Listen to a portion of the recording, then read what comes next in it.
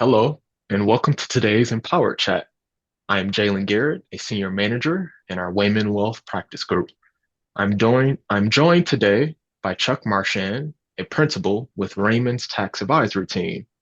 Today, we are here to discuss the changes within the IRS organization. To kick us off with the first question, Chuck, can you provide a recap of key developments at the IRS over the past 6 months? I certainly can, Jalen. I will just say off the bat, it has been a tumultuous year for the IRS. That would Mm, be putting it lightly. To kind of give you just a really quick stat, we have had seven IRS commissioners in 2025 already. We're only in September as we speak right now. So you can do the math. That's like one over almost every month. So that mm, kind of gives you an idea of the turnover that they've experienced. And it's not just at the IRS commissioner level. They've lost leaders in their LBNI, which is their large business international group, their SBSE, which is small business self-employed. They've lost leaders across the entire um, service. And so um, I would say that in addition to all the leaders that they've lost, they've also lost about a third or maybe 30% of all their auditors. So we're talking mm, about frontline people who are coming in to review both from an in-person or in-desk audit that are no longer with the IRS service. So they had a combination where they lost literally everybody who was under a year of experience, and then they lost people who took early retirement. And to kind of give you a frame of reference on that, about a third or two-fifths of the IRS were eligible for early retirement. So they lost a lot of experience and they kind of lost the next wave of expertise that they were developing.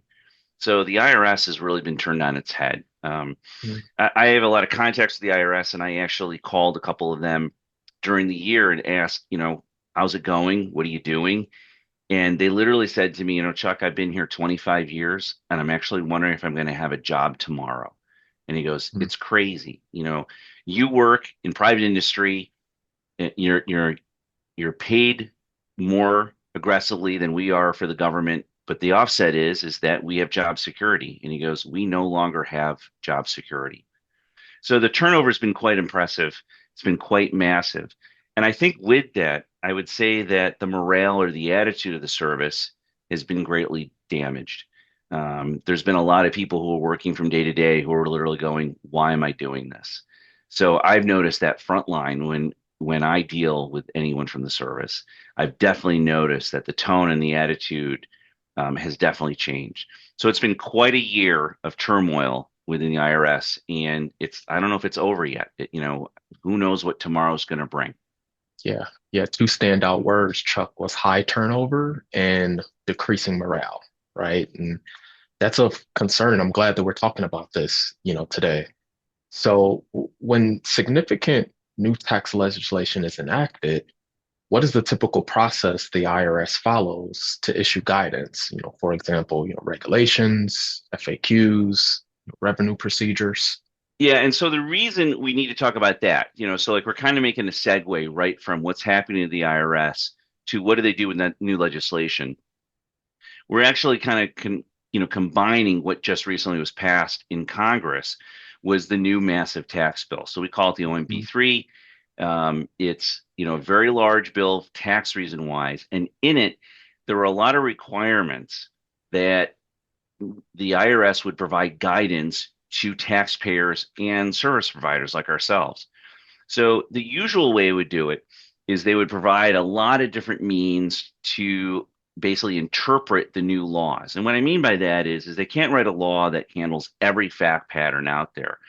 mhm, So, people like within our firm, Jalen, are always constantly, well, I have a client who has this, this, and that, but not this, this, and that. How does that apply to what the rule that was provided by Congress? So IRS will provide a tremendous amount of means of going through it. And they'll usually start off with informal guidance like FAQs. They'll actually ask the question for themselves, they'll provide an answer. And then, from there, they actually will provide more guidance that we can use in a court of law. So we can use a revenue regulation We can use a revenue procedure that tells you how to do something, and then the regulation tells you how to interpret the law. Those usually take a lot of time and they become permanent in a sense because they're reviewed in depthly by experts, and it takes a long time for a revenue regulation to actually be written and published by the service.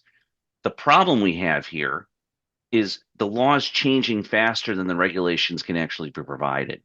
Mm, So we're having laws going to and back, back and forth. And so the IRS isn't really capable of issuing the regulations as fast as we would like them. So that kind of leaves taxpayers and ourselves a little bit up in the air on how to handle it. mm. So taking all of that into effect, the IRS, from what I heard, has increasingly relied on informal guidance, such as, FAQs. Mm-hmm.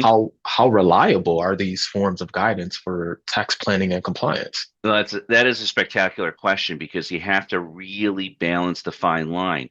So what we have found out, and what I would tell taxpayers and other advisors, is that those FAQs are from the service. They're providing you guidance, they're providing you direction, but it's not something that is going to be a law that's going to let you win in a court of law. So if you really think about what we do for a living, all the stuff literally goes into the court system to have an opinion provided.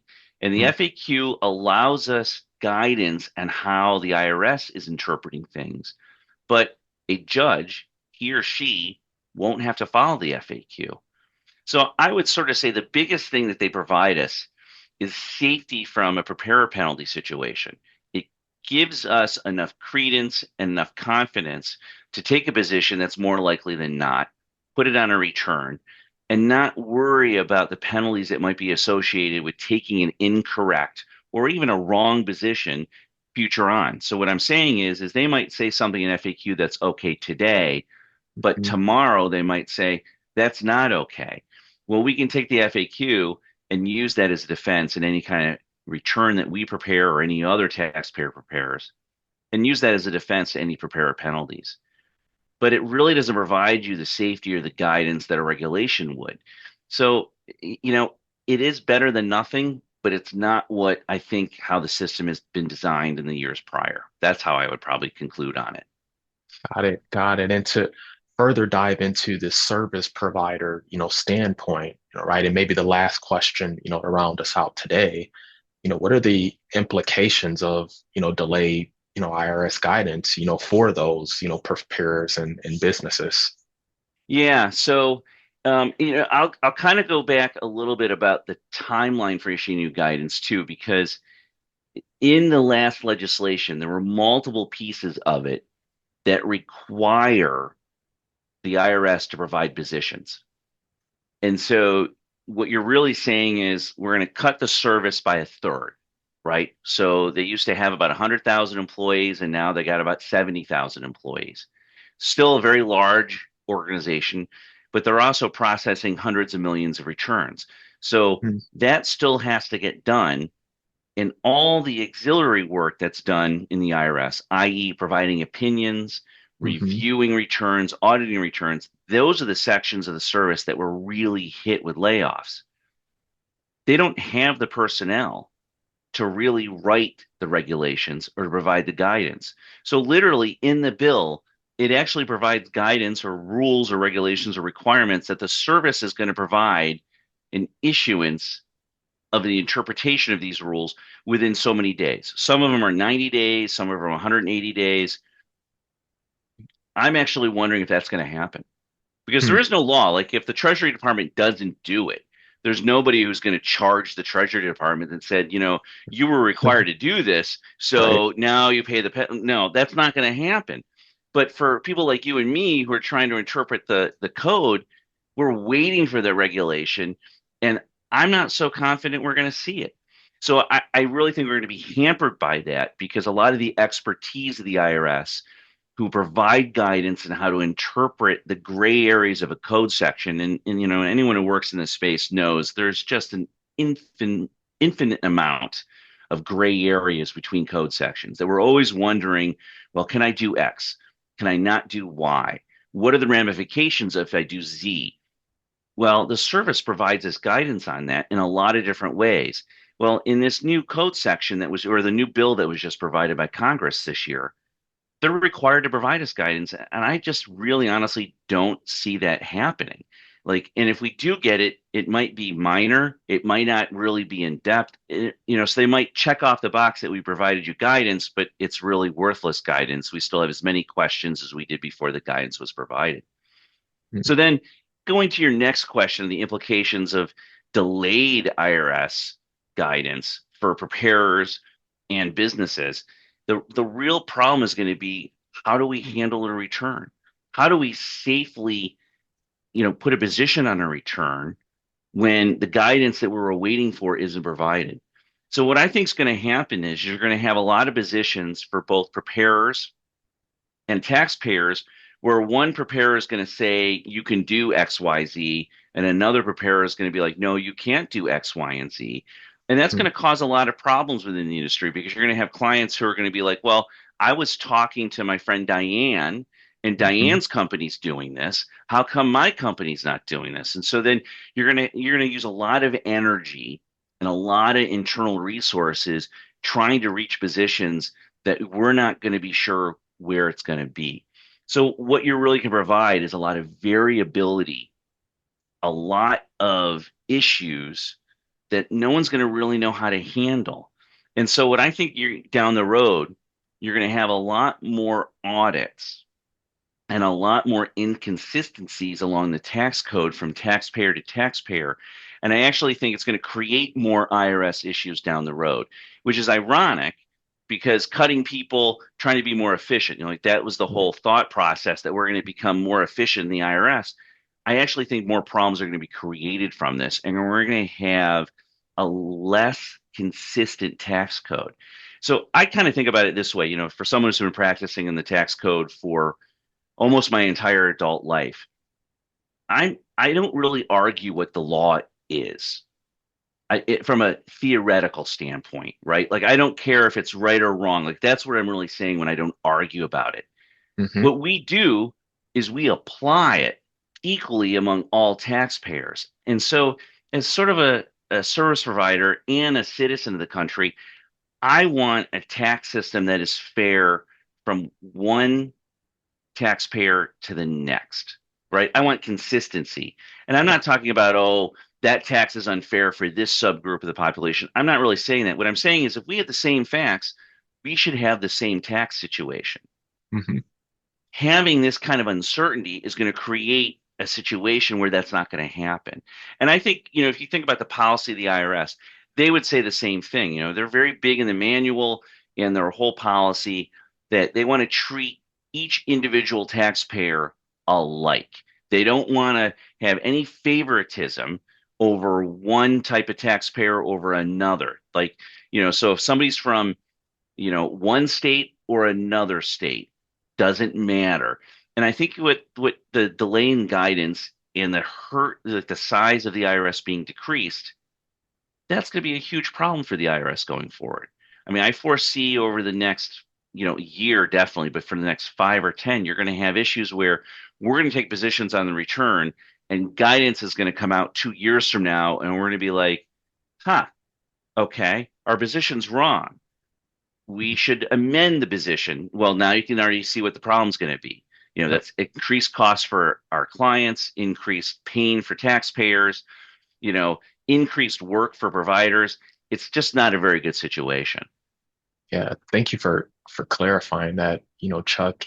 In this environment of inconsistencies and noise, do you have any last, parting words of comfort, perhaps for, clients and prospects as they, look to, the years to come as it relates to, service providers and filing the returns? Yeah, I guess the comfort I would provide is, for taxpayers who are going to Raymond or other high quality service providers, that you have a tremendous amount of people just like you and I and everyone we work with. We spend a tremendous amount of energy trying to do the right thing. right? Yeah. We spend so much energy reading, discussing, um, negotiating, arguing, conversing, reaching out to the service, reaching out to other service providers for opinions. The comfort I would give is that there's a lot of energy and effort being made to do the right thing across the board. And that I'm looking at it from a macro standpoint that there will be issues along the way for certain individuals, but knowing that, like Raymond or someone else like us is behind it, is you're going to get the best service you can get. So that would be the comfort I would have. That this is what we're kind of made to do, right? Like this is Yes. what everyone in my tax department I work with, this is what we kind of find interesting and fun. And my kids and my friends look at me like I'm strange. I'm sure, Jalen, you've had the Mhm. same reaction Indeed. that we Yep. all have. So I guess the comfort I would have is like, look, go to your professional. Yeah. We're the ones who are digging into this. You don't need to worry about it. So that's the comfort I would give. No, that's great. Uncomfortable for you, but an exciting opportunity, for us, nonetheless. Scarily, isn't it a bizarre world that you and I Right. look at it that way? Indeed. Well, thank you again, Chuck, for, sharing this insightful information with us today. That wraps things up, for us here. For our viewers, if you want to stay up to date on tax legislation, please visit our website at raymond.com. Additionally, there you'll find other resources and options to connect with one of Raymond's tax advisors. Thank you all for tuning in and see you next time.